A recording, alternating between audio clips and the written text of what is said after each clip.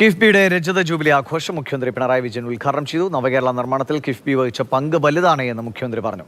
മലർപ്പൊടിക്കാരന്റെ സ്വപ്നമെന്ന് പരിഹസിച്ച് പലരും തകർക്കാൻ ശ്രമിച്ച പദ്ധതിയാണ് കിഫ്ബി എന്ന് ധനമന്ത്രി കെ.എൻ. ബാലഗോപാലും പറഞ്ഞു. കിഫ്ബിയുടെ രജത ജൂബിലി ആഘോഷങ്ങൾ കനകക്കുന്ന് കൊട്ടാരത്തിലും നിശാഗന്ധി ഓഡിറ്റോറിയത്തിലുമായി നടന്നു. നിശാഗന്ധിയിൽ നടന്ന ആഘോഷ ചടങ്ങ് മുഖ്യമന്ത്രി പിണറായി വിജയൻ ഉദ്ഘാടനം ചെയ്തു. മന്ത്രിമാരും വിവിധ മേഖലയിലെ പ്രമുഖരും പങ്കെടുത്ത ചടങ്ങിന് ശേഷം കലാപരിപാടികളും അരങ്ങേറി.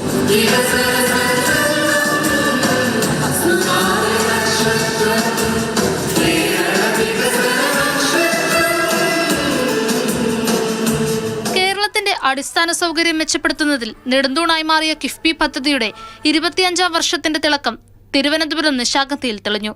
രജത ജൂബിലി ആഘോഷവേദിയിൽ കേരളത്തിന്റെ കഴിഞ്ഞ കാലത്തെ വികസന ചരിത്രത്തെപ്പറ്റി മുഖ്യമന്ത്രിയും മന്ത്രിമാരും വാചാലരായി. ആഘോഷ ചടങ്ങ് ഉദ്ഘാടനം ചെയ്ത മുഖ്യമന്ത്രി കേരളത്തിന്റെ വികസന കുതിപ്പ് തുടരുമെന്ന് പ്രഖ്യാപിച്ചു. വികസന കാര്യങ്ങൾ നമുക്ക് പുറകോട്ട് പോകാനാവില്ല. എല്ലാവരും വികസനത്തിന്റെ സ്വാദനുഭവിക്കണം. എല്ലാ പ്രദേശവും വികസനത്തിൻ്റെ സ്പർശമേൽക്കണം. ഇതാണ് നമ്മുടെ വികസന സ്വപ്നം. വിവാദങ്ങൾക്ക് മറുപടിയായി കിഫ്ബി വഴി സാധ്യമായ കേരളത്തിന്റെ വികസനം ഉയർത്തിക്കാട്ടി ധനമന്ത്രി കെ.എൻ. ബാലഗോപാൽ. കിഫ്ബി എന്ന് പറയുന്നത് മലർപ്പൊടിക്കാരൻ്റെ സ്വപ്നമാണ്, നടക്കാൻ പോകാത്ത കാര്യമാണ് എന്ന് പറഞ്ഞ് ധാരാളം ആക്രമണങ്ങൾ കേട്ടിട്ടുമുണ്ട്. ഇതിനെ തകർക്കാൻ ശ്രമിക്കുന്ന തരത്തിലേക്കുള്ള ശ്രമങ്ങളും വന്നിട്ടുണ്ട്. പക്ഷേ അതിനെയെല്ലാം നേരിട്ട് ഇത് കേരളത്തിൻ്റെ വികസന കാര്യങ്ങളിൽ ഏറ്റവും പ്രധാനപ്പെട്ട ബാക്ക് ബോണായി മാറുന്ന ഒരു നിക്ഷേപ സഹായിയായ സംവിധാനമാണ് ഇന്നിപ്പോൾ എല്ലാവരും അംഗീകരിക്കുന്നത്. പബ്ലിക് വർക്ക് 24 വർഷം കൊണ്ട് ചെയ്യാൻ ശ്രമിക്കുന്ന കാര്യങ്ങളാണ്.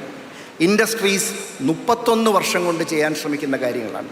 ഇതാണ് ഞാൻ നേരത്തെ സൂചിപ്പിച്ച ക്രിട്ടിക്കൽ മാസ് എന്നുള്ള ഒരു സങ്കല്പത്തിൻ്റെ, ഒരു കോൺസെപ്റ്റിൻ്റെ പ്രധാന അടിസ്ഥാനം. മന്ത്രിമാരായ K Rajan, J Chinchurani, G R. Anil, doctor K M. Abraham, V K. Prashanth MLA, Kerala chief whip N. Jayaraj, chief secretary Jayathilak തുടങ്ങിയ പ്രമുഖർ പങ്കെടുത്തു.